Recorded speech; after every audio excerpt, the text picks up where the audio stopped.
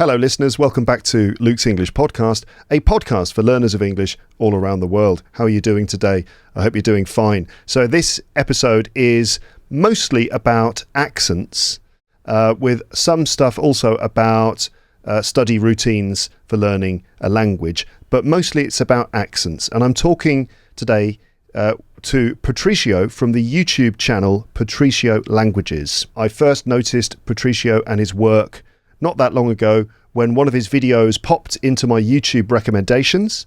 It was about accents that you can hear in London, and I really enjoyed it. He talks about 4 distinct London accents. And at this point, I'm just going to ask you, what do you think those accents are? When you think of London and the English accents that you can hear there from people who were born there, what accents do you expect those will be? What do you know about London accents? Patricio identified 4, and those were the 4 accents he talked about in that video that I noticed. And I really liked the video. I found it to be a very clear and accurate overview of the various accents that you might hear from people in London.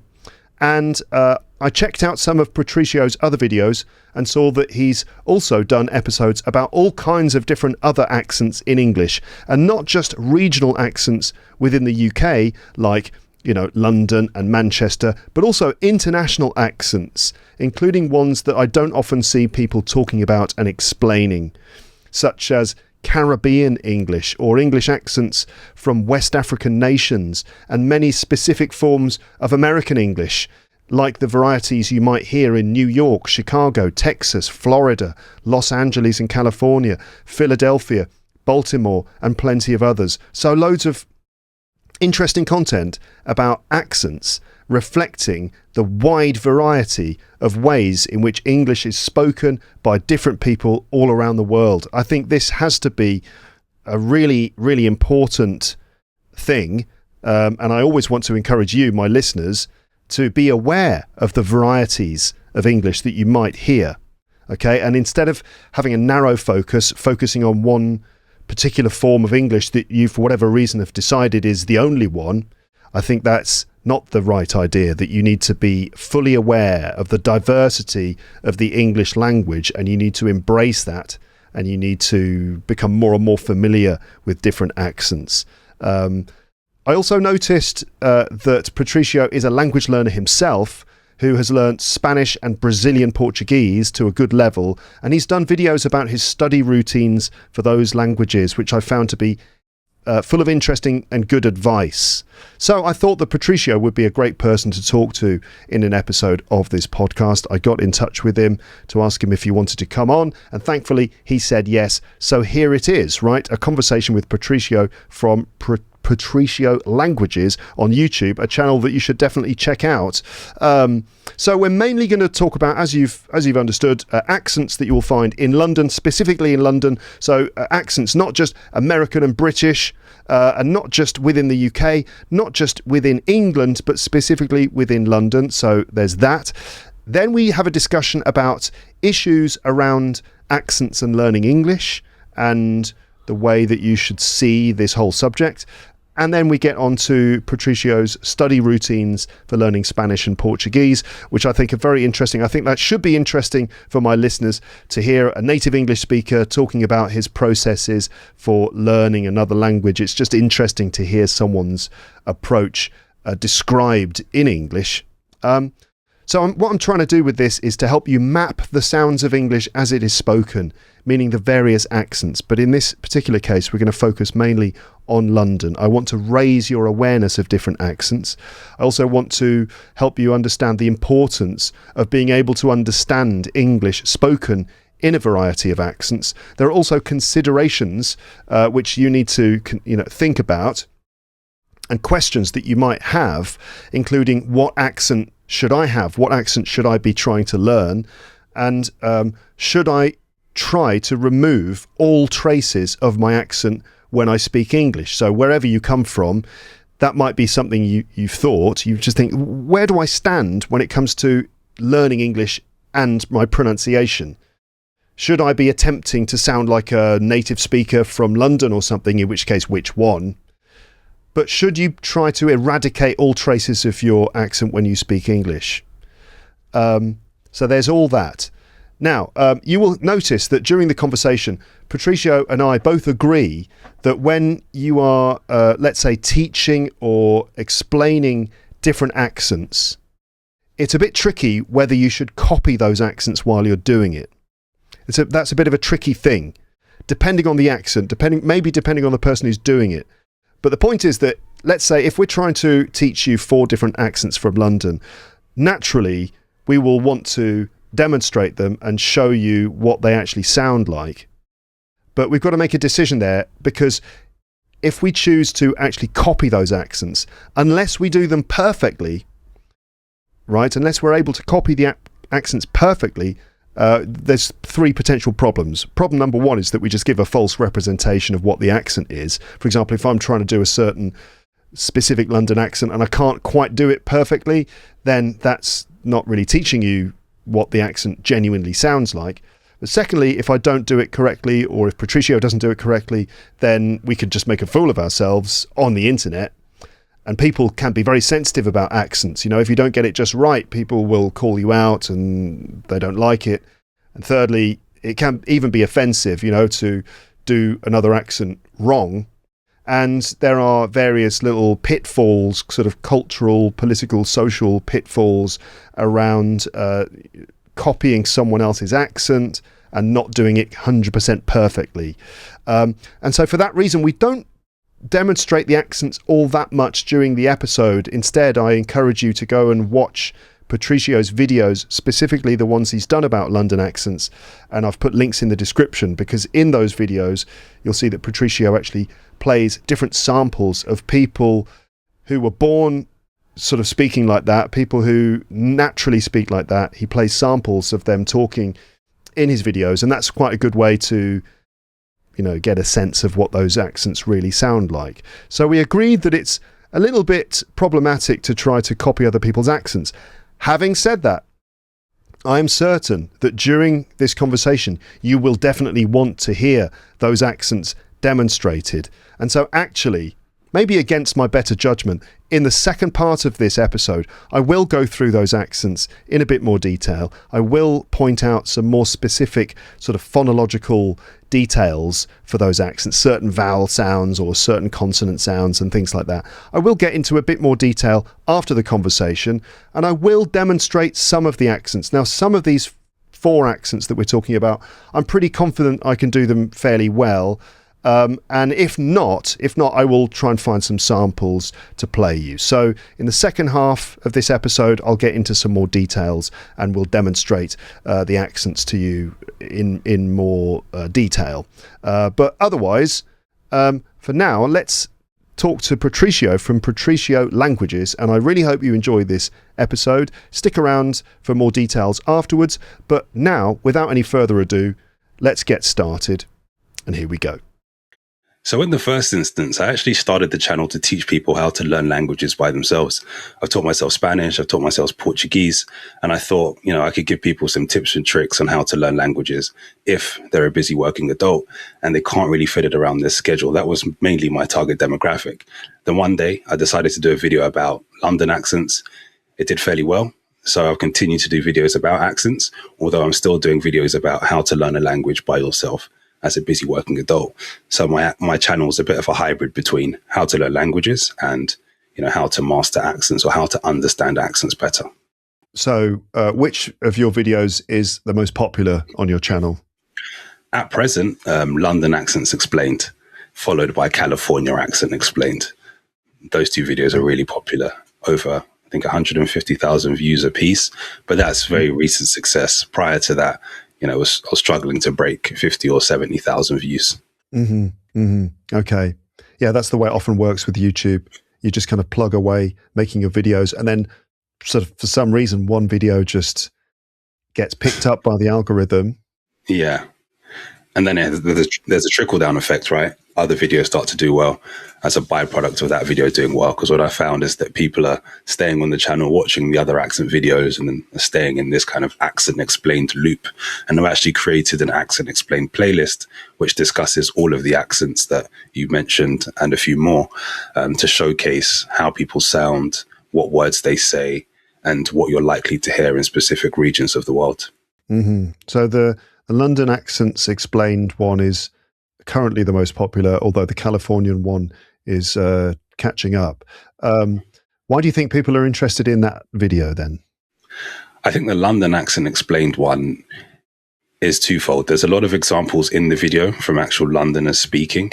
So I think that's helpful, because sometimes when you hear accent explained videos, or you hear people breaking down accents, they're trying to emulate the accent themselves. They're not actually using clips or footage from locals to showcase this is what you'll hear in this area. I think hearing the accent in a more natural setting helps. So instead of trying to emulate the accent, sometimes I do, not all the time, but sometimes I do, I tend to just use clips from locals speaking, and then I'll break down a particular sound. I'll use captions and subtitles as well to showcase how things were pronounced, or how things sound relative to how they sound compared to traditional kind of basic standard English. That can vary depending on whether you're in the US or the UK, of course, but I try to point out where there are differences, or where there's a slight pronunciation differentiation between a standard English speaker and the accent in question. So I think with the London video, that's one of the reasons that it did well. Also, the fact that I'm a Londoner, maybe it helped to resonate a bit better with the audience, but I'm not sure whether that's the case, because as I said, the California video has done really well. My Texas videos have done really well, and I don't sound like I'm from California, and I don't sound like I'm from Texas. So potentially the whole resonating with the audience point is something that I would like to believe is true, but maybe it's not as true as I would like to believe. Yeah, that the authenticity aspect, that, you know, you're a Londoner talking about London accents. So there's that, you know, that sense of it being authentic. But also just maybe the approach that you take, because as you said, you do feature clips of people speaking in their natural accent as a way of, you know, illustrating the points you're making, but also just, they're just well done. They're just well made videos. I appreciate that. So, I mean, you've done these videos about accents. Are you do you have any kind of academic background in terms of looking at accents and pronunciation, phonetics, phonology and stuff? No. So I'm just a language learner, somebody who's interested in languages and accents, and a byproduct of that is this channel. And I'm showcasing my interests by way of the channel. That's it. Yeah. Don't have a formal background in it. I'm actually in finance. What I do has nothing to do with accents or language. I mean, knowing languages helps, right? I've done deals in Brazil, Spain, Portugal. So my language skills have helped in that regard, but I do not need to be a linguist to do what I do in the real world. So breaking down accents is more just sort of just something you're interested in, just as a hobby kind of thing. Yeah.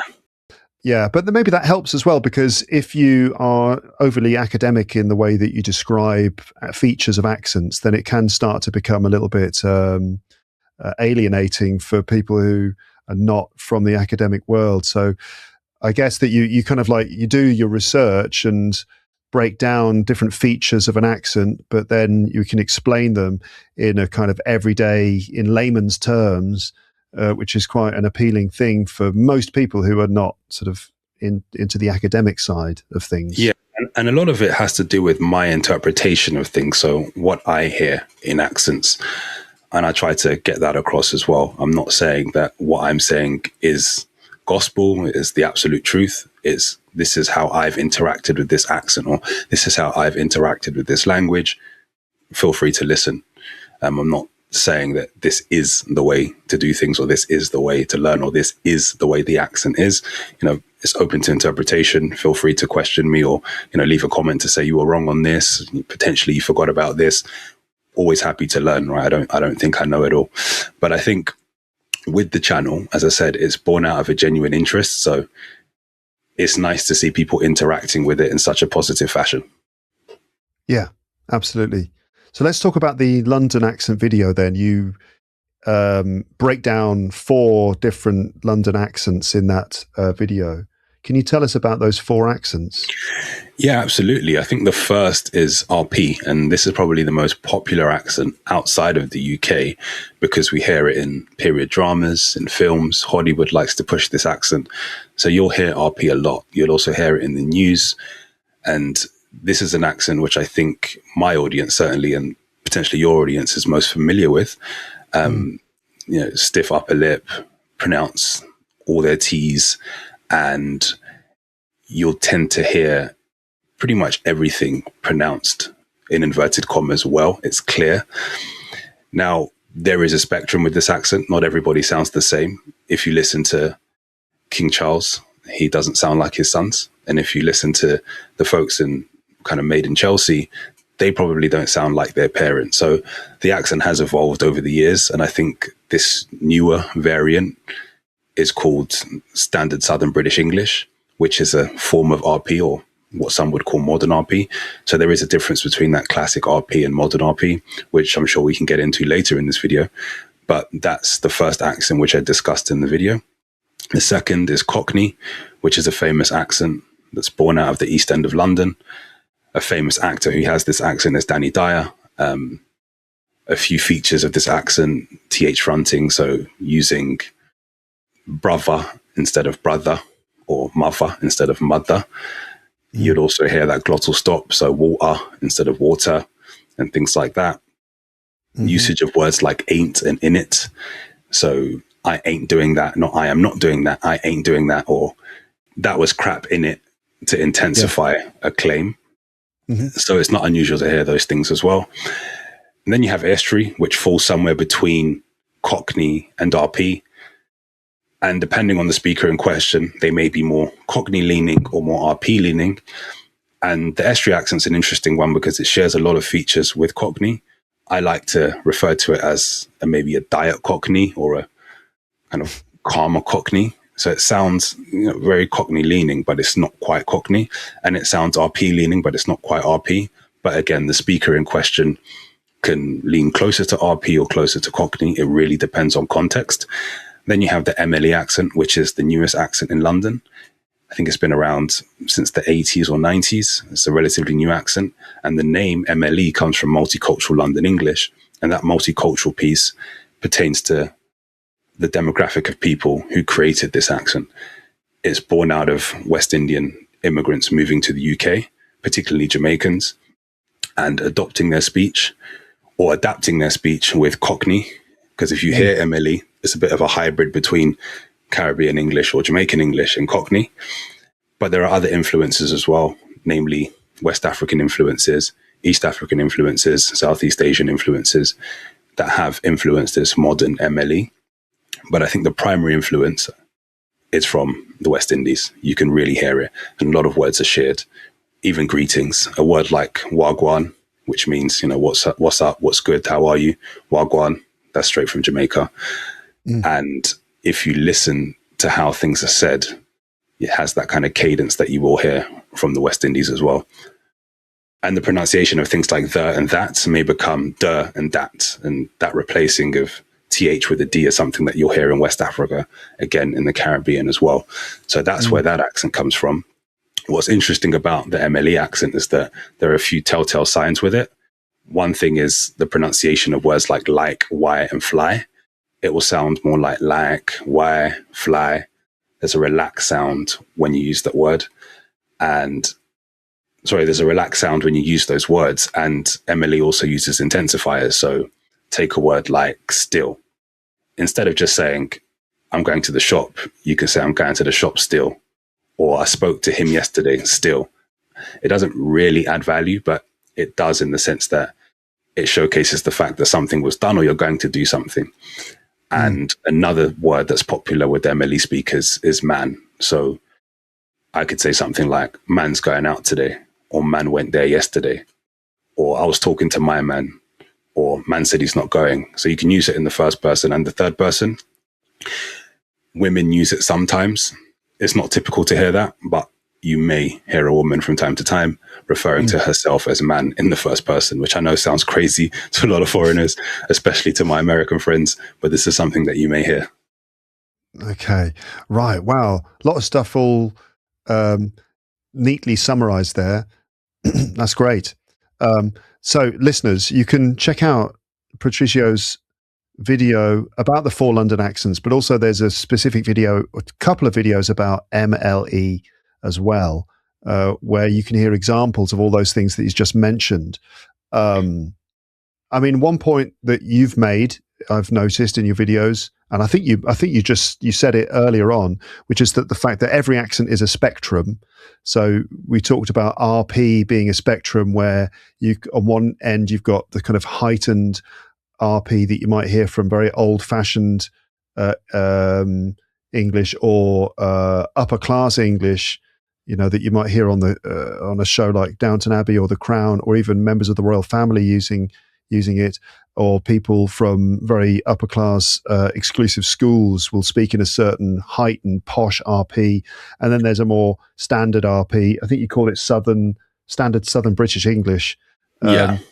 Which is you could argue that it's a sort of neutral form of English. Whether it really is neutral is another question, because obviously, if you just go north in England, and it's not neutral anymore. It's not really. In the north, they won't argue that standard Southern British English is the neutral form, because it's not really fair to everyone north of wherever it is, like the Midlands. But there's always a spectrum within these distinctions that you've talked about, which is a really important thing to remember, that it's not like cut and dry, just simple 4 basic forms, but there's a lot of sort of intermingling and a lot of code switching, where people will adapt their accents depending on the situation. Individuals have fluid accents, but we can sort of roughly And I think I'll add to that by saying, depending on the context, somebody may code switch or pivot their accent to accommodate a certain audience. So you have RP speakers that sometimes sound a bit more Estuary or Cockney, depending on their context. If you're in a very formal setting, potentially at a law firm or, at a high flying corporation somewhere, you may lean into your RP accent. But if you're in the pub or in the stands at a football stadium, you may lean into your Cockney accent. If you're in an environment in Southwest or Southeast London, potentially you're in Peckham Market trying to buy fruits, you may lean into your MLE accent. It really depends on the context. And I think a lot of Londoners do have that in their pocket. They can pull it out from time to time. Now, this isn't always conscious, by the way. A lot of this is subconscious. Some folks are doing it consciously, but it also shows. So it's important to understand that just because you have an accent, it doesn't mean you always sound one way. Even within that accent, you can move up and down that spectrum and maybe lean towards another. I think with MLE, one thing I've noticed is that sometimes you have a more formal variety of MLE. That's the variety with which I'm speaking now, to be fair. But if I were with my friends that I grew up with in the neighborhood, I probably wouldn't sound like this. And the same can be said for a lot of Cockney speakers, RP speakers, and Estuary speakers. So the context really matters. I think having that fluidity is something that most Londoners have. And speaking of Londoners, the 4 accents that I mentioned them because these are accents that Londoners are likely to have, as in people who were born and raised in London. That doesn't mean that these are the only accents that exist in London. London has hundreds of accents. So people tend to conflate the two, and I've seen comments in my videos saying there are more accents than this in London. Absolutely. That's absolutely correct. But these are the accents that Londoners, as in people born and raised in London, tend to have. I'm just thinking of my audience at this point who are out there in the world, trying to learn English. And I guess an important thing to say for them is that, what accent should they be trying to have? And what's the difference between the accent that you would try to acquire in the language you're learning and just being aware of the many different accents that you will encounter when you're talking to people? What do you think about that? I think the latter is actually more important, right? Understanding and being understood, first and foremost, is the most important thing with language learning, in my opinion.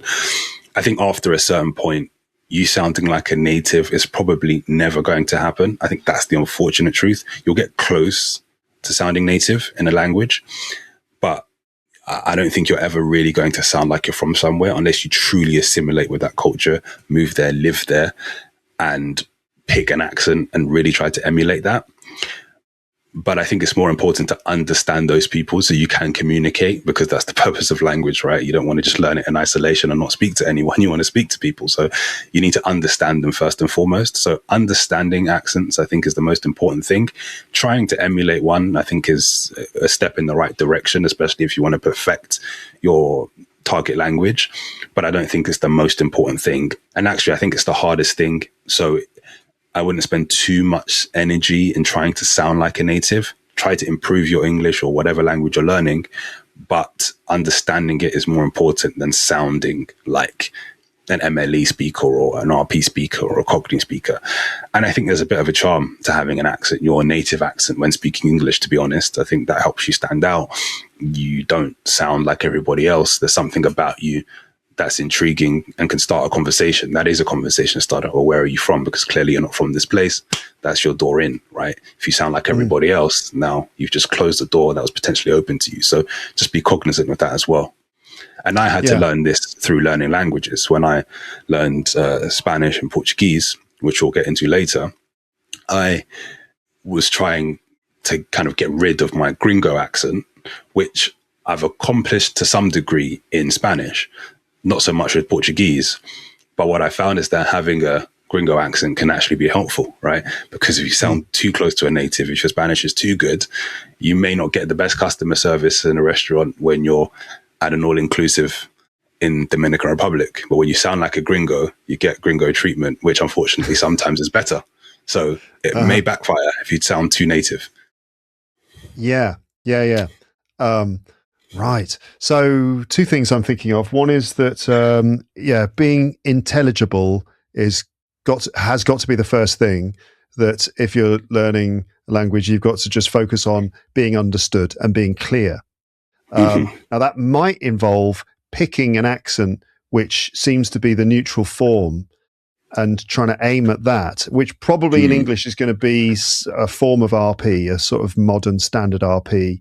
Is probably going to be the one, right? Because that seems to be what most people will default to when they're attempting to be clear and neutral, you know? So that's happened to me. I'll give myself as an example. I think that I don't really have a particularly strong accent as a default base level. For example, at home with my mum and dad, I'll pretty much speak like this. But then when I'm with my friends from the Midlands, because I spent half my my youth, let's say, in the Birmingham area. So when I'm with my mates, then I'll start to sound a bit more brummy and it sort of comes out a bit more like this. And then maybe like the intonation goes a bit more Birmingham like that. And then with my friends from London, I might start sounding a bit more like a Londoner, and I'll start to drop my T's and I'll say, "Gives that bottle of water over there. What's he doing?" You know, I'll start to sound a bit more like that. So I move around. But as an English teacher, I do tend to neutralize my accent to an extent, and I end up with this RP. So I think that probably RP is probably a natural accent for people to aim at if they're learning English, because it seems to be a sort of neutral English. That's not to say it's any in better than other accents, or even more common than other accents, because I think if RP is actually, there's only about 5% of people speaking English in the UK will speak with this accent. But that's not to say there is another accent that's got a larger section of the pie chart. That the pie chart, in fact, is really many small pieces. There isn't one accent that dominates. You know, agreed. And I think Hollywood and period dramas don't do a good job of representing the variety of accents that we have in London or the UK. But I'd actually like to ask you a question about the whole accent thing. Do you think there's a point in time in the language learning journey where you should focus on an accent? Because in my experience, I don't think it's the healthiest thing to focus on an accent at the beginning or in the early stages. What are your thoughts on that? No, I think that it depends. So I think when I talk to my listeners, I'm assuming that they are not at the beginning of their learning journey, you know. But yeah, certainly for people at an elementary level, pre-intermediate level, then obviously you've got to make sure that you're not saying things radically wrong, you know, that you're getting the basic, most common words and pronouncing them with the right vowel sounds and the right stresses, you know, things like that. So the absolute basics are important. But yeah, it's not like perfecting your accent isn't the most important thing at the beginning. Instead, just pinning down the basics of grammar, getting the most frequently used words and understanding them and being able to use them fluently and being able to do most acts of communication successfully. Those are the most important things. And then as you develop and get to higher levels, that's where you start to refine things and become more sophisticated. And that can involve just moving ever further towards clarity, and also trying to get rid of the influence of your first language on English. You know, for example, just trying to get the word stress of multisyllable words the same as most English speakers pronounce them. And things like that, right? So yeah, it's not the most important thing at the beginning, but certainly an important thing to develop as you progress and refine your English. I get that. I think I've had the same experience with learning foreign languages as well. I think in the early stages, my main concern is kind of this grammar and getting sentence construction correct. You know, I want to be saying things in the right order, and then pronunciation will come with time. I think just practice, and you'll get there with the pronunciation. But I try not to get too hung up on it in the beginning, because if you do, you can actually curtail your process or your progress. Yeah. Another point I wanted to make, which is on the subject of the variety of different accents in English. So from the point of view of a learner of English, I think that can sometimes seem like a problem, that you think, well, I'm trying to learn this language, but there's just so many different accents, it's impossible. I totally understand that. But at the same time, I think we can consider it to be a strength because of this, right? So if you think, well, I'm trying to sound, I've been told, or I believe that I have to sound like a native speaker in order to be using this language correctly. Not really true. Like English is much more of an open source language than you might think.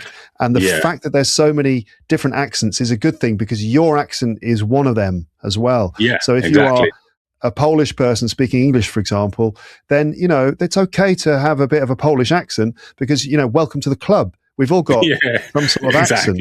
Exactly. Just come to London. You'll find another 1,000 of yourself. Like, don't worry about it. Exactly. There's like loads of Polish people with a Polish English accent. Obviously, your accent shouldn't be so Polish that it doesn't sound like English. Essentially, it's got to be mostly English. But if people know that you're from Poland, or that you know, they can tell that you're from somewhere, that's not necessarily a bad thing, because everyone's got something. Like, you know, everyone has, like, the variety of accents is a thing to celebrate, and it's a thing to realize that having an accent is okay. English allows you to have an accent. Absolutely. That's kind of part of what is great about English. Absolutely. And it's most important to just understand and be understood. If you can do those two things, you're off to a good start. Yeah. And I guess if we're talking about refining our English, part of that is this code switching thing that you talked about, knowing when to adjust your accent or your the form of English that you're using, the register, whether you're being, you know, using more informal slang in a social context, or if you are in a business meeting and therefore you have to be very clear and to the point and use more formal language. These are all things that you start to learn how to do and to become more aware of as you progress through, you know, different levels of English. I'd love also to talk the age more of the person. The age of the person that you're around, right? because my old boss is touching 70 and he's from Canada. So I wouldn't have dared use Southwest London slang in the office with him. A, it wouldn't have been productive. I mean, he's still going to understand me. And B, it's just not the right thing to do in that context, unless, of course, he wanted to understand the culture and whatever else. That's a bit different. But in the context of just doing work every day, if I wanted to get my work done and be efficient, it was in my best interest to be clear and understood. So sometimes the context is really important, and the demographic with which you're around may determine how you speak. Definitely. All right. So let's move on. And so we mentioned earlier that you are a learner of Spanish and Portuguese. Can you tell me about your learning of Spanish and your learning of Portuguese? Why did you choose those languages? How have you done it? Yes. Yeah. So Spanish is an interesting one. I think with most people in the UK, you take a language in secondary school. I was actually taking Spanish and French, but I found that I was falling too far behind. So I actually dropped the two languages, and I didn't pick it up until about 7 years after. So when I was in university in Miami, I was around a lot of Spanish speakers, and that taught me something, that I need to learn Spanish ASAP. I picked up the basic greetings and how to order food, but I couldn't quite grasp the language. Fortunately, at university, they gave me the opportunity to take a pass-fail class. So what that means is that you're not graded A, B, C, or it's not ranked in your GPA the same way. It's pass or fail. You can only pass or fail the class. So the stakes were quite low. I took the class, I passed it. Stakes were low. I would imagine the stakes would be high, because depending on the pass mark, I feel like... in all respect, the pass mark was pretty low. So I think it was a 60 or 70. So it wasn't the hardest class to pass. And I was around a lot of Spanish speakers who could help me on my journey towards passing the class. But what I found after is that I didn't actually learn much. I just passed the class. So I was in Miami. I had passed the Spanish class. I still couldn't speak the language as well as I would have liked. And then a few years passed, and I thought to myself, you know what? You've got the basics, or the very basics, down. You've always wanted to do this. Why not actually learn it properly? I had a bit of free time on my hands during this period. I think it was about 2019, 2020. And I said, you know what? I'm going to learn this language. So I bought myself a textbook, Nuevo Prisma. I'll never forget. I went through all the exercises. I started taking lessons on italki. Oh yeah. Sorry, the textbook, was it a grammar book? It was a grammar book, like a Spanish textbook that you'd use in school or at university. Yeah. And I went through all the exercises, audio exercises, written exercises, reading exercises, etc. I also took classes on italki to guide me through the language learning process. So I had somebody to speak to on a regular basis to point me in the right direction. I took classes at a language exchange school in Colombia, and then went to Latin America for 4 months in 2020. Colombia, Panama, Puerto Rico, somewhere else, and Miami, I forget now. There's another place in that journey. And I went back to Miami because I've got a lot of friends there. I went to university there, spent a lot of time there. And this time when I went to Miami, I actually spoke Spanish properly. So it was great. And I felt the difference. I was well received by a lot of people, and it's a very different experience when you're able to speak Spanish fluently in Miami to when you can't. Believe you me, it's night and day. So I took that language learning process seriously, and I had a regime. Every day I'd wake up, I'd read, listen to something in Spanish, write, and speak. If I couldn't speak to somebody on italki or speak to somebody in real life, I'd record myself in my voice notes and listen to it back. I was militant about learning this language. And this process sometimes took 15 minutes a day. Sometimes it took half an hour, sometimes an hour. I tried not to overly think about it. The main thing for me was having a consistent regimen that I can do every day until I got better. After about 6 months of learning, that's when I'd say I became fluent. So 6 months of learning intensively, that's when I became fluent. A few years passed. I'd been speaking Spanish frequently, going to Latin America often, visiting Miami often because I've still got a lot of friends there. And then I went to Brazil for a month in 2022, but I couldn't speak Brazilian Portuguese. And I noticed that my experience would have been better if I had spoken the language. I tried to communicate in Spanish, wasn't really received well. You're better off speaking in English than Spanish in Brazil, believe it or not. And I thought to myself, you know what, if I learn this language, the next time I go to Brazil will be a lot better. So I decided to pick the language up, teach myself Brazilian Portuguese using the methods I'd used with Spanish, and I actually learned the language in half the amount of time. So I picked up Portuguese in 3 months. I think it's because of one of two things. It's very similar to Spanish, right? So I knew the basics of conjugation, sentence structure, and a lot of the vocabulary is similar, not identical, but similar. Pronunciation is very different though. So I had to get to grips with that. But because I had the foundation of Spanish there, I taught myself Spanish recently. Implementing the same process with Portuguese allowed me to fast track my learning. After 3 months, I became fluent, and I decided to learn it because, I had a great time in Brazil, really like Brazilian culture, plan on going back, and hopefully potentially one day living there. So it'll be a good idea to speak the language if that's my plan. Yeah, well, great. Wow, real success story. So give me a sample of like a, I don't know, 30-minute or 1 hour routine that you might do with Brazilian Portuguese, if you can. Absolutely. So first things first, I'll wake up, I'll write something, what I plan to do today, what I did yesterday, what my goals are with the language or whatever. Just a quick 5 to 10 minute ordeal, nothing crazy. It can be about anything, but just to get into the habit of writing the language. Secondly, if I'm going to listen to something, the news, ideally, it will be in Brazilian Portuguese. So every news outlet has a Brazilian version, right? So I listen to BBC News Brazil, DW Brazil, and a few other Brazilian content creators that talk about current affairs. I'll go into their channel or their podcast on Spotify, listen to something for about 5 to 10 minutes. After that, I will read, typically if I'm on the train or on the bus. I've got my Kindle here. So I've got a bunch of books downloaded in the target language. I'll read. So that can take 10, 20 minutes. And then after, at some point in the day, if I don't have a class on italki or if I haven't spoken to somebody in real life, I will record myself speaking to myself in my voice notes.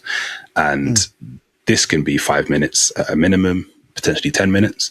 But then this way, you're practicing speaking on a daily basis. So it's helpful to speak to other people because that's the purpose of learning a language, right? Ideally, you want to be speaking to others. But if not, you can always kind of speak to your voice notes. For me, to maintain that efficiency, the only way to do so is to have a routine where I'm doing something consistently. And sometimes that may mean you can't rely on others. You need to do things yourself. Yeah. Consistency, trying to do the 4 skills: listening, reading, speaking, writing. What about recording vocab? Do you record vocabulary in a notebook or something like that? And how do you do it if you do it? So for vocabulary in the very beginning of the language learning process, what I tend to do, I know it's very old school, flashcards. Yeah. It's like a flashcard hack method where I've got a bunch of flashcards. I've got the word written, then a description on the back, but everything is done in the target language. I try to stay away from translations so that this way I'm not translating in my head. I'm thinking in the target language. To get to that point, though, you may need to do a translation method first and then move into the point where you're doing everything in the target language. I do understand that.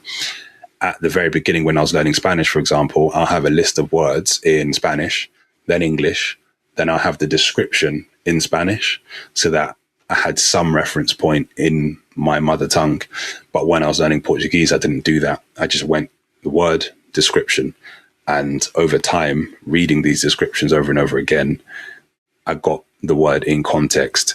But I do understand that for some people, they need their mother tongue to jump from one to the other. It's impossible to make that jump. But because I had learned Spanish previously, there were a few context clues in the words, or at the beginning of a word, the spelling may be the same as the beginning of a Spanish word. So I can kind of put 2 and 2 together. To give you an example, a word like tradición in Spanish, in Portuguese would be tradição. So tradis, I kind of knew, okay, that means tradition. And then move on to the next one. And that's how I went from there with my Portuguese.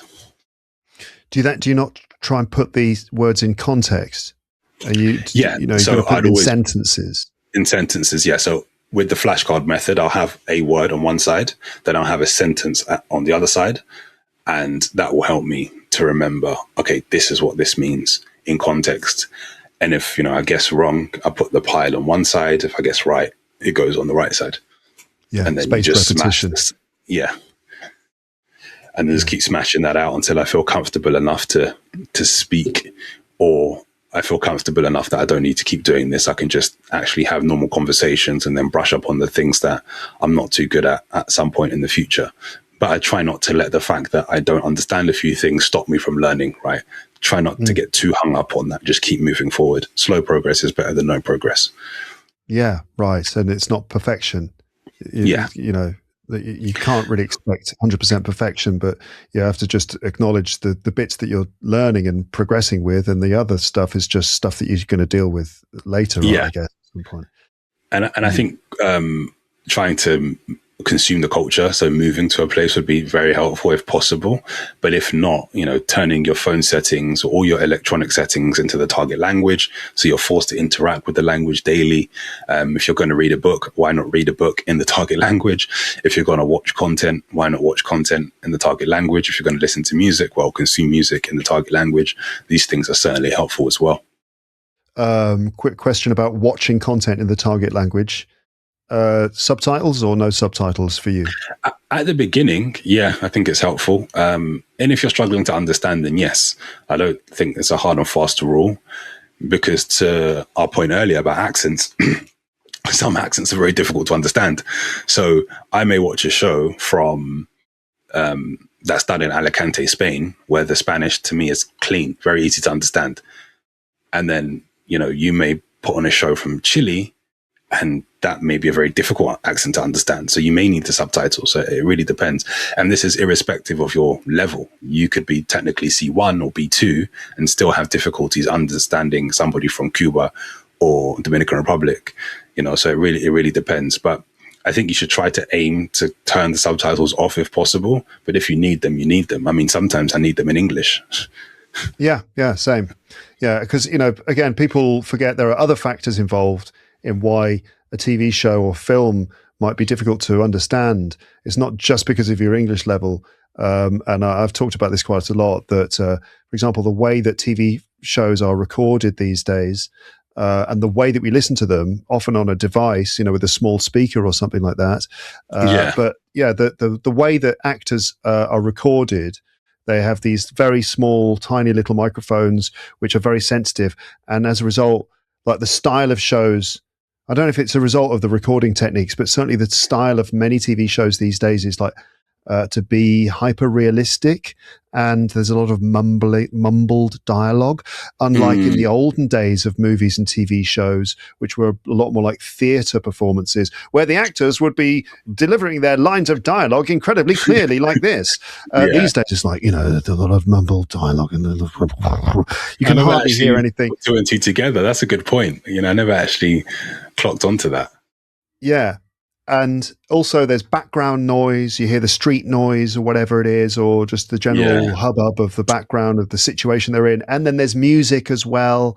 And then often TV shows are first of all, they focus on visual communication, and the dialogue just sort of melts into the sound, the general sound, and it's often very unclear to try. And so this is why many native speakers put subtitles on when they're watching shows on their phones or on their computers or whatever, just because it's often very hard to hear what people are saying. Yeah, this is true.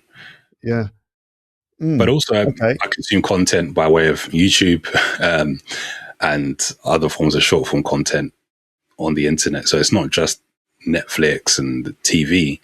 I like to listen to YouTubers in Portuguese and Spanish. That helps as well. And I think that helps a bit more because people tend to speak in a more natural fashion online. They're being themselves. I mean, I could be wrong. They could be putting on an act, but at least it seems more authentic. And I think that's the kind of accent or language that you'll engage with on a day-to-day basis. So that's the kind of stuff I like to consume as well. Yeah, I think maybe when someone's doing a YouTube video or a podcast, they're perhaps being more spontaneous rather than an actor reading dialogue from a script that they've had to remember and which was written by someone else. like months earlier, that naturally that ends up resulting in that slightly less natural and more contrived language. Whereas someone making a YouTube video in their bedroom is actually a lot more authentic and closer to the way that people actually speak, especially when you think about like a business meeting. Like watching someone talk to you on YouTube is not that far away from listening to someone talk to you in a Zoom call. It's pretty similar. So probably quite transferable in terms of, the value of listening to, someone on a podcast or YouTube is similar to a conference call or a telephone call or something like that. Yeah. We've it's nearly time for us to finish, but I just actually wanted to ask you just a random, totally different thing. Like I know that you've spent a lot of time playing football and you were semi-professional, I think, for a while. In fact, you went to the United States on a kind of sporting scholarship to study there and to play soccer, to play football. So on the subject of football, the World Cup is coming up and it's in North America. I don't know. What do you think? Have you got any predictions for the World Cup this year? What do you think? You know what? I think we're in for a surprise. I'm not sure. And I don't think this is based on merit or anything. I think on paper, potentially France should bag it. France should win. Mm-hmm. But something tells me Brazil's going to do something this World Cup. I don't know what it is. And it's not because I'm learning Brazilian Portuguese. Something in my spirit just tells me that Brazil are going to do something. I don't know why. What about you? You mean do something like win or do something like lose in the first round? No, at least make it far in the tournament.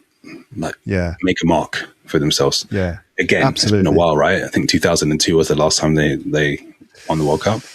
It's been a long time for Brazil. Yeah, it's been a bit of a bumpy ride for Brazil over the last few years. Obviously, there's the debacle of, when was it, 2014? I think it was, against Germany. We should probably not talk about it. Just, I don't want to traumatize my Brazilian listeners. But yeah, of course, Brazil, you should never, ever underestimate them, even despite previous form. I mean, of course, they are legendary and still are. So absolutely. They've always got to be one of the favourites. Yeah. I don't think they're the favourites this time round, though. I think they've been written off by a lot of people. So we shall see, but I think they'll do something special. England, on the other hand, I don't think are going to do anything. I think going to be they're going to be the cause of a lot of heartbreak, but they always are. I don't know. I've got no idea because I actually haven't really been keeping up with it, but I love international football. I love World Cup football. I don't actually have a club, a Premiership club. Nor do I, to be fair. And I haven't really kept up with it as well. What I'm saying now is just based on a few things I've seen here and there. France look good. France do look good. Yes, I think so. Obviously, Argentina too. Okay, well, I can't wait. Basically, can't wait for World Cup fever to come around, and it's going to be interesting that it's in Mexico, United States, Canada. That's kind of an interesting situation. I actually have one little anecdote, football-related anecdote that you might appreciate, especially with your sort of Brazilian connection. So. I used to work in a language school in London, and every Wednesday afternoon there were no classes, and we would get a bunch of the teachers and some of the learners would all get together, and we'd go down to the park in Ravenscourt Park in West London. And where they have some outdoor sort of AstroTurf football pitches, and we'd go and play football. And we had obviously learners of English from all around the world. And we would have these great games of, 5-a-side or more football together. And we had a student at the school one year who was a Brazilian World Cup winner.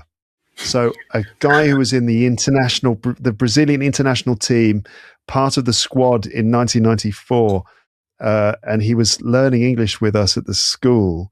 He'd gone into media. He was like a TV presenter and wanted to improve his English. So his name was, now I can't pronounce it but very well, but I don't know if you know the player because he's quite well known in France, but Haida Oliveira. Do you know a player called Hai? No, I think that was before my time.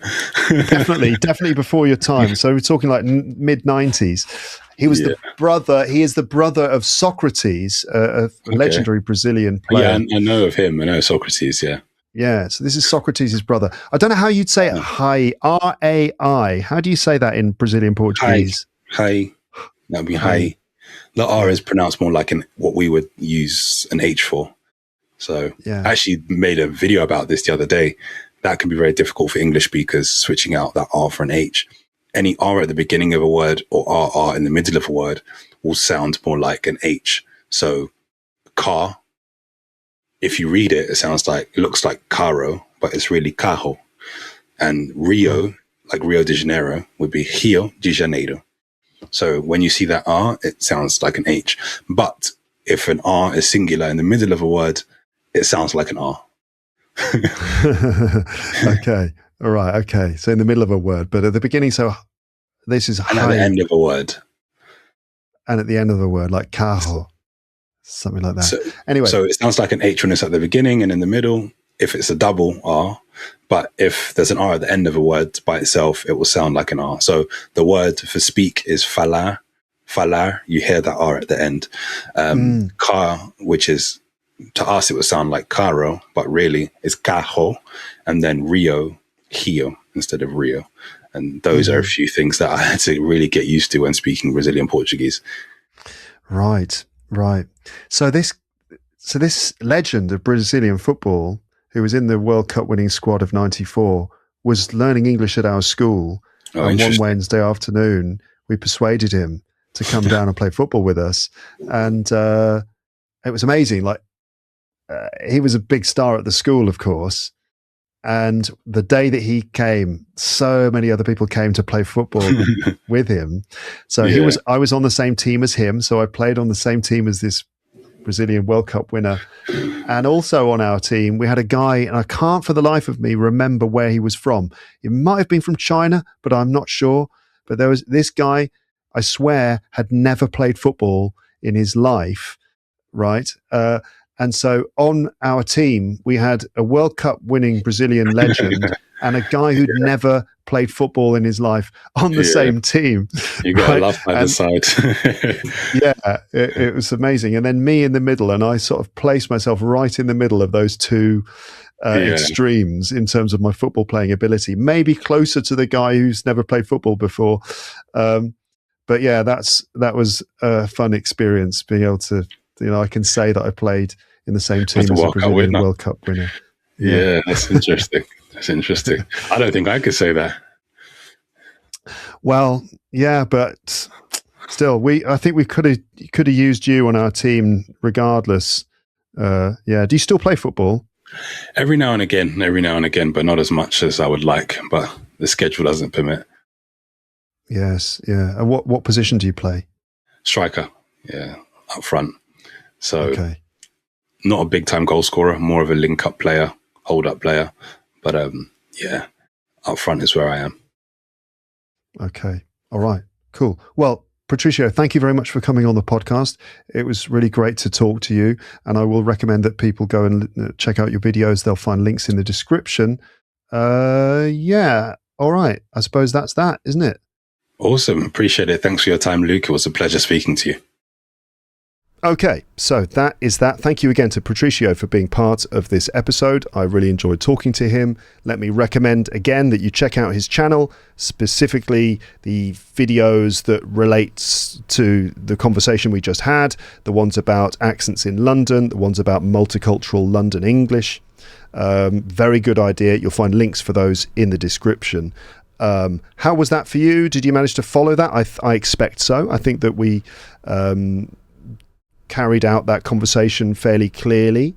I think at the end there, near the end, Patricio talked about his study routines, and what's interesting to me is that perhaps part of the secret of his success is not just the methods that he uses, but just simply the conscious choice that he made, like flicking a switch that time when he realized that he really needed to focus on his Spanish, and he flicked a switch in his head and he said, right, I am now going to learn this language.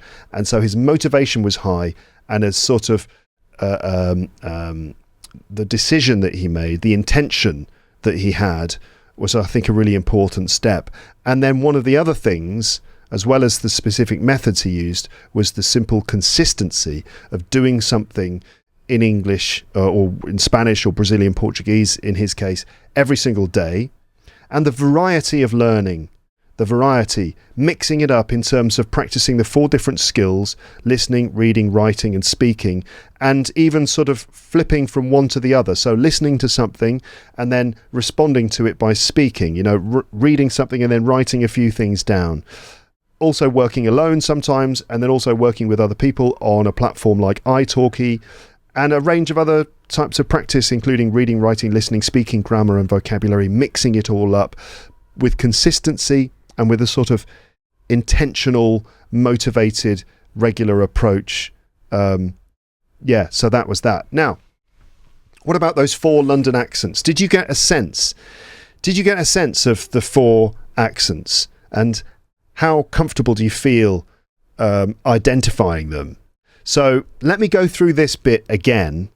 And despite the fact that Patricio and I both agreed that maybe it's not such a good idea to demonstrate accents by copying them, I am perhaps unwisely going to try to do that for you right now. The 4 accents again then. So we have received pronunciation, then there's Cockney, okay, and then we have Estuary English, and then MLE.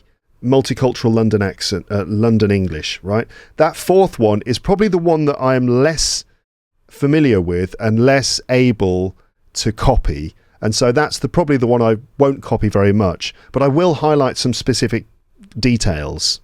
And again, you can watch Patricio's videos about that specific accent to get loads of actual samples of people speaking that way.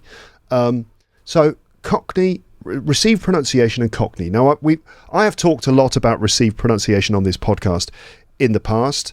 Let me just go through some of those details again. So, there's one of the points that Patricio made here, which I think is a very good point, is that it's not cut and dry.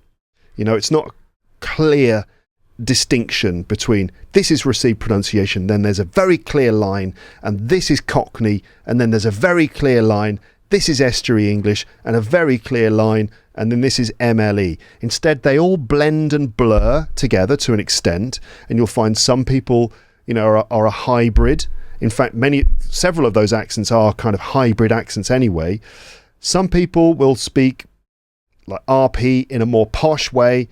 Other people will speak RP with a bit more influence from Cockney, which makes it more like Estuary English.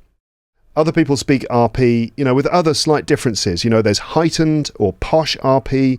There's standard Southern British English or sort of standard modern RP. But basically, this is the version of English that you get in the pronunciation guides. When you look at it in a dictionary and you see the phonemic script, that is written as RP. So it's the sort of standard version. It's often called BBC English. It's often associated with the educated class, universities, sort of middle upper class, educated people, southeast of England. Okay, right. So you get the idea. Heightened RP is a sort of posh accent. You've got the royal family that you might hear in that TV show, The Crown, and that's something in itself, like the aristocracy speak in a very particular way, like the Queen talks about, this at this time of year, thoughts turn to questions of family. No one else really says family like that. Family. That's just a small example. And then there's sort of posh RP, which I might associate with, I don't know, conservative politicians like Boris Johnson. Boris Johnson sort of, he's got this kind of, really, really posh sort of voice like this, Boris Johnson, of course, has got his own specific way of speaking, but a lot of those people that Boris Johnson went to school and university with, like David Cameron and George Osborne, they do sort of tend to have this, pretty upper class sort of voice like this, and they might even drop a T sometimes, but then it's vowel sounds that will give them away. Anyway, let's just consider RP to be the way that I speak mostly, especially when I make an effort to be very clear and I pronounce every T in every word and I don't drop sounds and things like that. Let's just call that, let's plant a flag there and call that RP. All right, so you got that. Then there's Cockney. And these are the two major ones, right? So you've got sort of this more educated accent, and then Cockney, which is traditionally associated with sort of a less educated class. Now, I don't make any value judgment about that whatsoever, but that's generally the way it goes. You know, whenever you talk about English or British culture, you end up talking about the class system, because although arguably it doesn't exist anymore, although it probably still does, it was a clear way of understanding the hierarchy in British society, was that there was a clear upper class, middle class, lower class, and you can understand that in terms of accents as well, that the lower class tended, and perhaps still do, tend to speak with clear regional accents. And a regional accent that we associate with London is generally called Cockney, although Cockney is traditionally associated with a certain region in the east of the city. And in, for example, West London, somewhere like Shepherd's Bush, 50 years ago, when I think regional accents were a lot stronger, had its own thing as well. It wasn't Cockney. Anyway, let's just call Cockney a sort of standard, sort of, I don't know, working class London accent, let's say.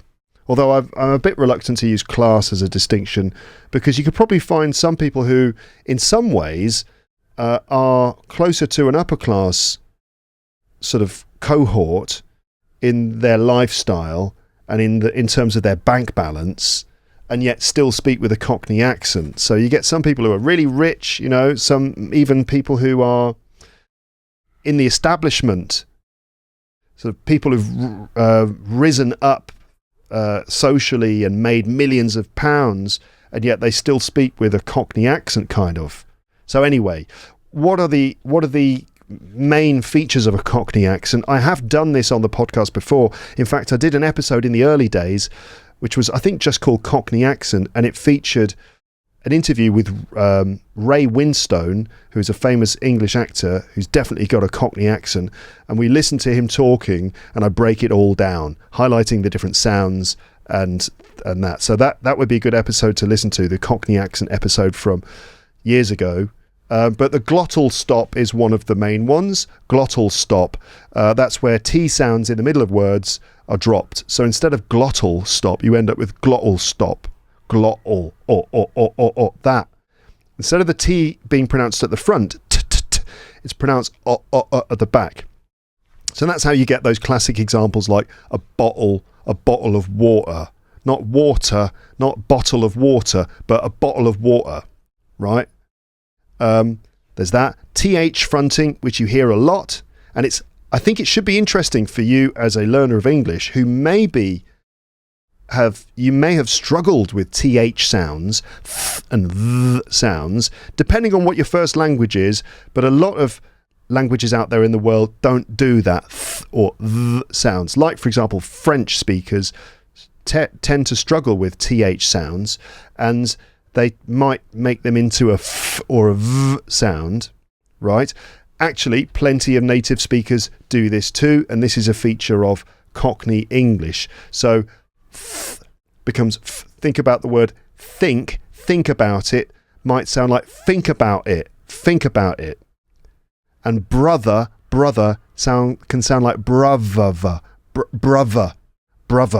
So the th in the middle of brother ends up sounding like a V sound. So it sounds more like an F sound or a V sound. Think and brother. Think about your brother. Do it for your brother. Okay, then there's H dropping. That's where the H sound is dropped from words. Have a word. Come here and have a word. Have a word with Harry. Have a word. Can I have a word? Oi, mate, can I have a word with you? Can I have a quick word with you, mate? Can I have a quick word with you? Oi, Harry, come over here. Give us a hand with this. Give us a hand with this. give us hand with this. So H dropping. And then often you notice a diphthong shift. So this is a vowel sound. So in words like baking, Dave, I am baking, Dave, that A sound might sound like I am baking, Dave. I am absolutely baking, mate. Baking. Not baking, but biking. I am baking, mate. I am absolutely sweltering, mate. You might have remember that from the Paul Chowdhury episode I did a few years ago. Paul Chowdhury is a brilliant stand-up comedian who does different accents, different English accents, and he often copies a sort of standard sort of Cockney geezer called Dave. All right, Dave, how's it going, mate? I'll tell you what, mate, I am baking, mate. I am absolutely sweltering, Dave. Okay, so baking becomes like biking, like that. Right, and various other vowel changes which are included in a link that I'm looking at from voiceovertip.com called How to Do a Cockney Accent. So the sound, blood, right? So sounds like in blood, uncle, but, and lovely can sound more like an sound, like blood, uncle, but. Lovely. That was absolutely bloody lovely, mate.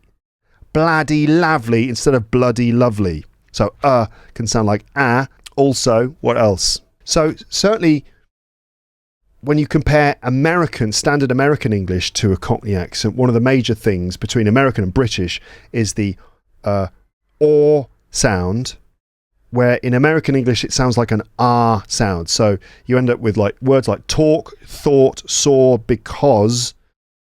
In American English are like talk, thought, saw, and because. And in a Cockney accent, they're going to sound like talk, thought, saw, because. So more like an sound. Talk, thought, saw, because, not talk, thought, saw. That's generally true in most British accents, that you end up with talk, thought, saw.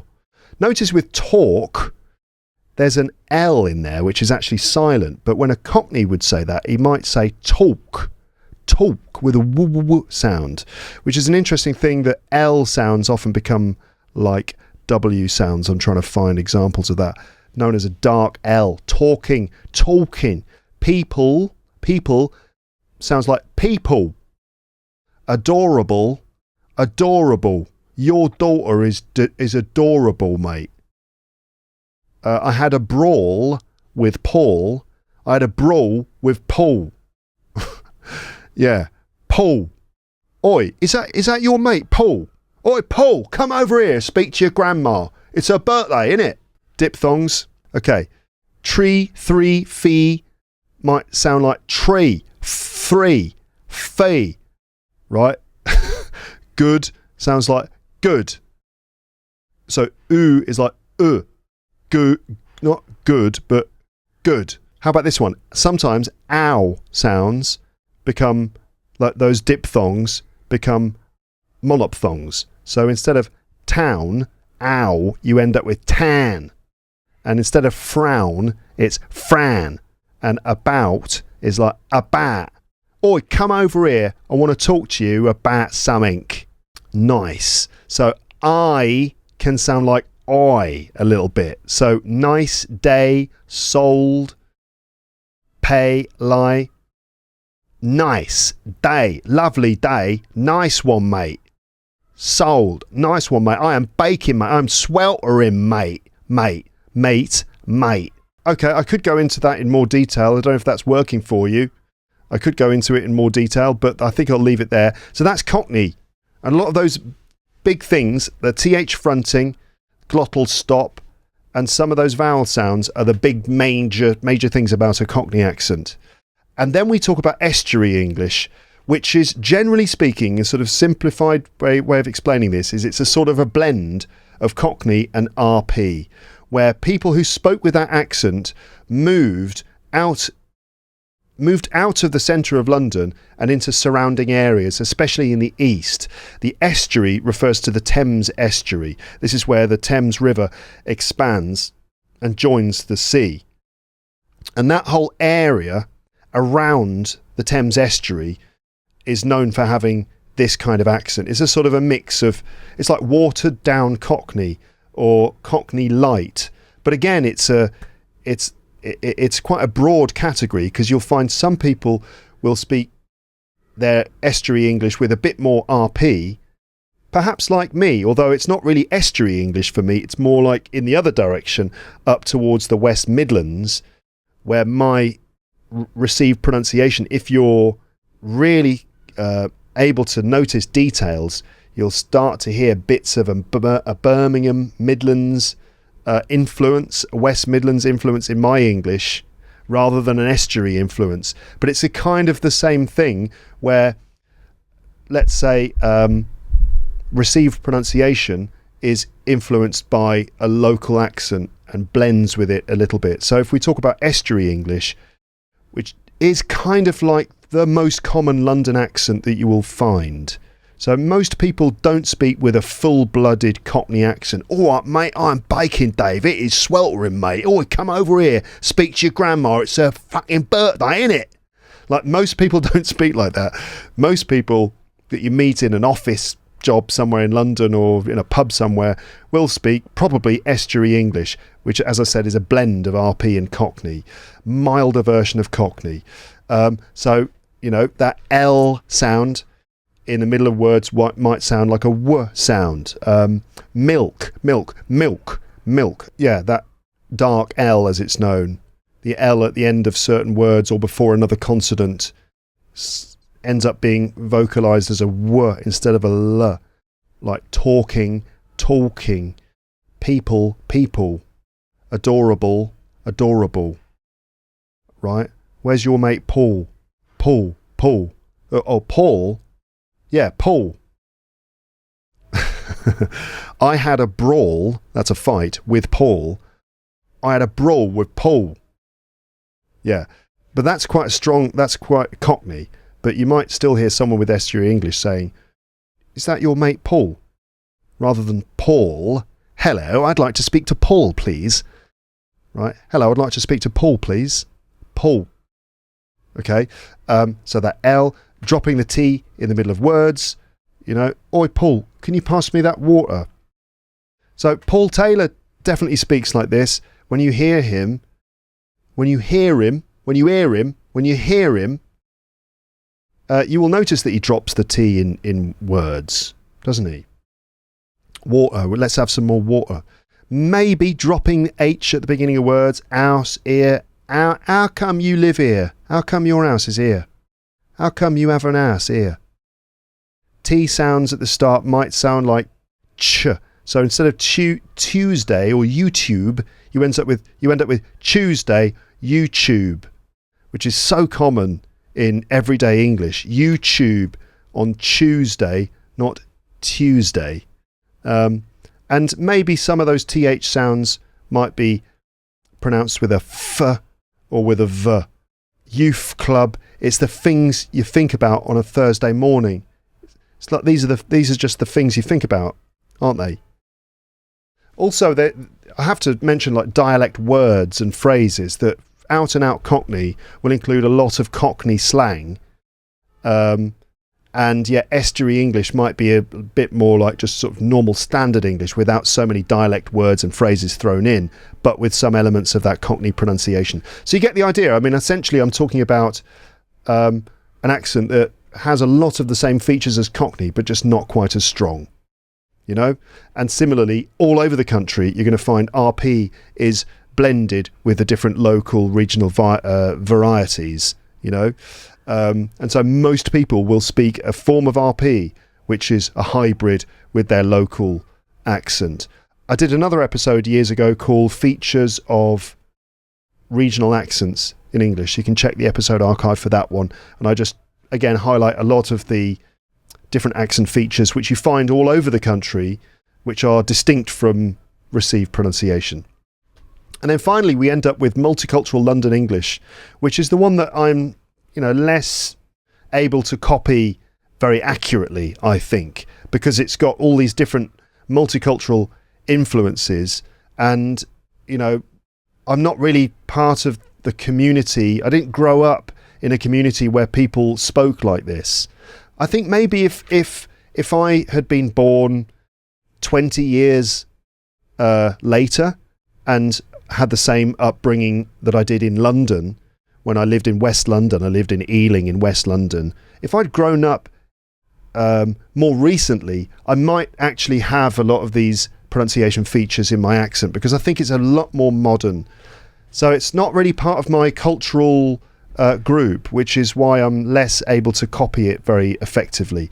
But again, you should watch Patricio's video about it. But it's, a mix of multicultural influences, which makes it fascinating, especially since a lot of those influences come from former British colonies, where people have moved to the UK from places like the Caribbean, maybe from Africa, and also from places like India, Pakistan, and you end up with this interesting melting pot. A lot of it is Jamaican. A lot of it comes from sort of a Jamaican accent.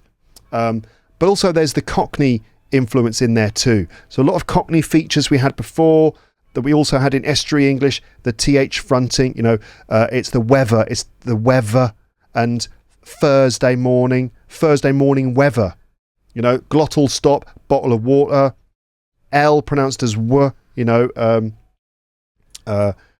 Paul instead of Paul, dropping H at the start, have a look at this, Paul, those sorts of things. But then we also have Caribbean influences, like certain words like ting for thing, that for that. And as Patricio said, certain phrases like wagwan, which is like saying what's going on, wagwan, which is like a very common thing. And also many other complex influences like intonation, which I won't go into because it's just so complicated. And also certain vowel sounds, like maybe the most noticeable one is the I in like, sounds more like I, like that. So you end up with like that. That's a nice bike. I'm not very good at copying it, so I won't do that too much. West African influence, TH sounds like D or to open the door, open the door, things like that. And some words borrowed from American English as well, especially African American English.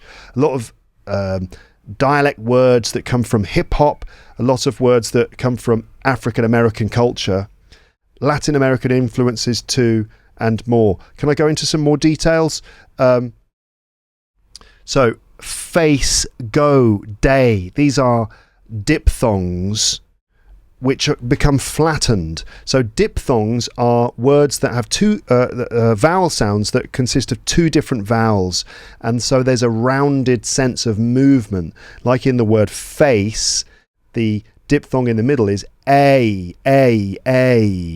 You can see that there's a roundness which comes from moving from the air to the e sound. So you end up with face, but the MLE tendency would be flatter than that, and you end up with face. Look at his face. Not look at his face, but look at his face. Go. You can hear that definite diphthong. O becomes a little flatter as well. Go. Right, go over there. Go over there and look at his face. Go, not go, but go. Day, this is the same sound as the previous one with face. Day might sound like day. Day, not day. Slightly flatter. Also, diphthongs are often backed, meaning they are pronounced further back in the mouth with the tongue pulled back more than in received pronunciation. So again, the A sound, to me, it sounds like this diphthong is backed in MLE, A, becoming that A sound. So pay, way, take sounds like pay, way, take. Sounds like the tongue is drawn a bit further back in the mouth. It also sounds flatter, more of a monophthong. Take the train now, Dave, or you'll be late. Might be like, take the train now, Dave, or you'll be late. Again, doesn't sound quite right when I do it.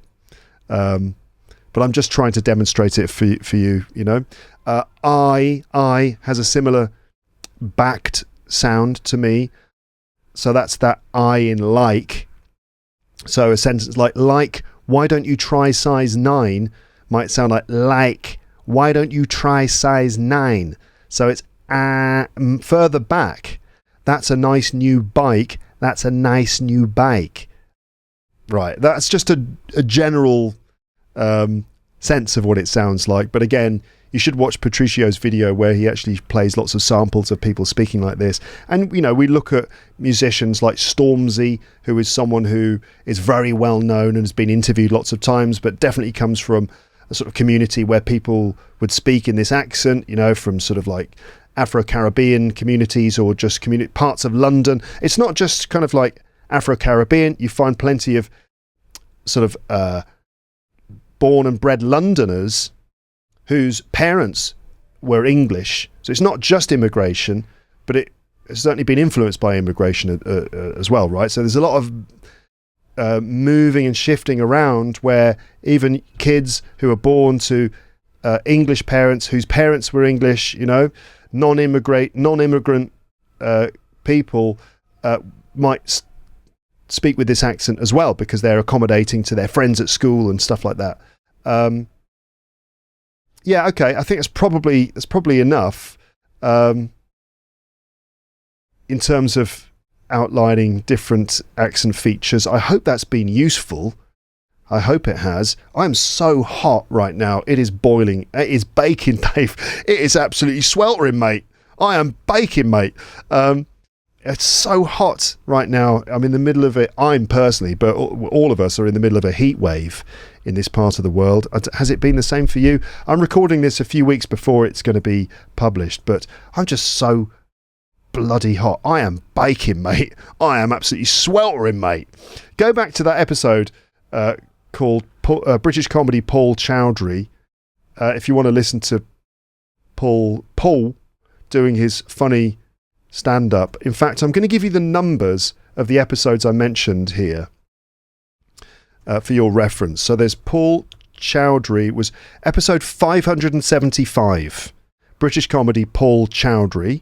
Okay, then we've got the Cockney accent one with Ray Winstone, which is just brilliant. That's episode 67. There was one episode in there too, somewhere in the archive, where I talked about Danny Dyer, who is an actor that Patricio mentioned. Danny Dyer is an actor who's been in lots of things, films and things, but he was also in a TV show called EastEnders. EastEnders is a soap opera set in the East End of London, and everyone speaks like a proper Cockney in EastEnders. Do you know what I mean? But Danny Dyer's accent is incredible, and he's got that full-on Cockney accent. And the thing I have talked about on the podcast before is the moment when he was on some sort of TV discussion program about politics. I don't know why Danny Dyer was there, but he was. And they were discussing Brexit. And Danny Dyer said, "That's the thing, isn't it? That's the thing about Brexit. No one knows what it is. It's like this mad riddle. That's the thing about Brexit. That's the thing, isn't it? That's the thing about Brexit, right? No one knows what it is. No one knows what it is. It's like a mad riddle. No one knows what it is. It's like a mad riddle. It's like a mad riddle. And where's that David Cameron? Where's that David Cameron? He's the one who's called it on.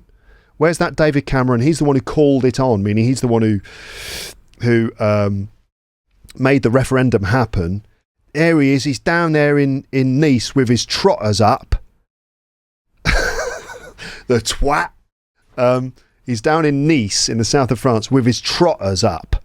So with his feet up. But he doesn't say feet, he says trotters. That's trotters. Trotters, that's the feet of a pig. Pigs have trotters. So he's suggesting that David Cameron is like a pig sitting there with his trotters up. He's the one who's called it on. How come he's not said anything? So that was brilliant. Danny Dyer talks about Brexit. You should check that out on YouTube. But episode 67 was that interview with Ray Winstone, and it's just a fantastic sample of his particular Cockney accent. Episode 67, and then the features of different regional accents. Let's see. That was episode 682. Key features of English accents explained. where I explored the main differences between standard English pronunciation and non-standard regional or colloquial accents. So that should be interesting. That's episode 682. But that is the end of this particular episode right here, right now. Please leave your comments in the comments section. Were you aware that there were 4 different accents that you would hear in London? Have you been to London? How do you find the different accents? Are you able to identify like an American accent versus a British accent, first of all? Are you able to identify different types of American accent, different regions of the UK? Are you able to know the difference between England, Wales, Scotland, Ireland, Northern Ireland? Not that Ireland is in the UK. And what about cities like London and the different accents there? Manchester, Liverpool, Birmingham, Newcastle. There's just so much to explore and so many wonderful different varieties. I just love the accents of English. I think it's one of the things I love most about the English language. So yeah, that's the end of the episode. Check out Patricio Languages on YouTube. You'll find links in the description. Thank you for listening. Thank you for watching. Until next time then, I will now wish you a fond farewell and just hope that you're doing well. Whatever time of day it is, wherever you are in the world, whatever you happen to be doing with yourself while you listen to this. But for me, until next time, it's now just time to finally say goodbye. Bye, bye, bye.